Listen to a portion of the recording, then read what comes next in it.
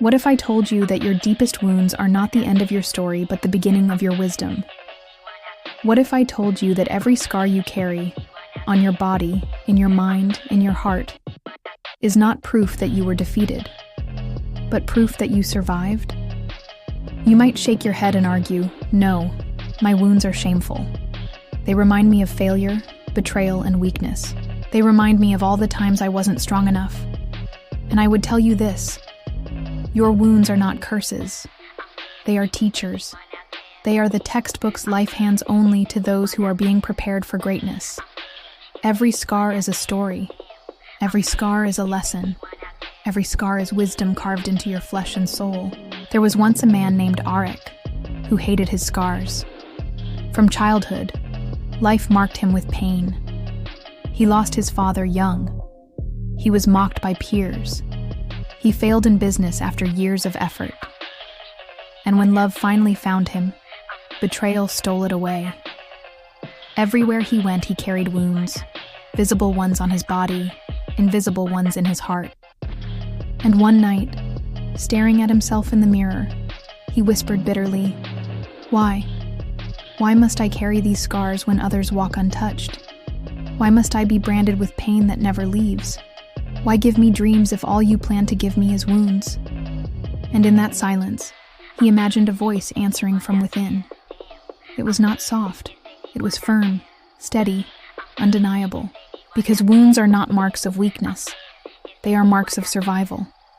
You see scars and curse them, but I see scars and call them wisdom. Do you not understand? Every wound you carry taught you something nothing else could. Loss taught you strength.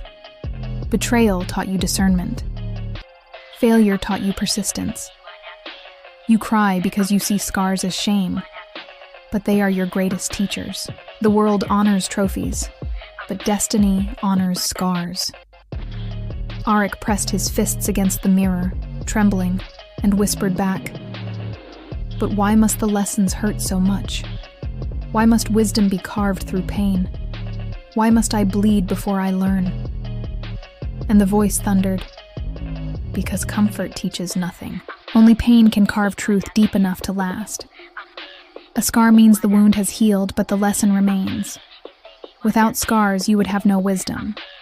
Without wisdom, you would have no crown. Every scar you curse today will one day be the reason you lead." From that night, Arik began to see differently. He stopped covering his scars. He stopped cursing his wounds. He whispered to himself each morning, "Do not despise your scars.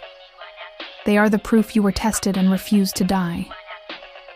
And though pain still found him, he no longer saw it as punishment. He saw it as another teacher. But life, relentless as ever, tested him further. Just as he rebuilt, storms tore it down. Just as he trusted again, betrayal cut deeper. His friends said, "He will never heal." His rivals sneered, "He is too scarred to rise." Even his family pleaded, "Stop before the wounds destroy you completely."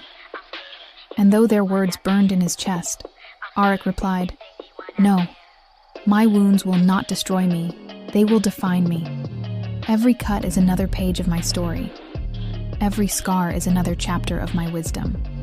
I will not hide what made me. I will rise because of it." Years passed, and slowly, scars turned into wisdom. He learned whom to trust. He learned how to stand in storms. He learned how to rebuild faster, stronger, wiser each time. The man who had once hated his scars became the man who wore them as a crown. People who once pitied him now asked him for guidance. And when they asked how he had survived so much pain, he told them, "Because I finally learned that my wounds were not curses, they were teachers." You think scars make you ugly, but they make you unforgettable. You think wounds prove weakness, but they prove wisdom. Every scar on my body and soul is not the end of my story. It is the reason I have one worth telling. By the end of his life, Arik was remembered not as the man who suffered, but as the man who turned his suffering into wisdom. His scars became his testimony. His wounds became his crown.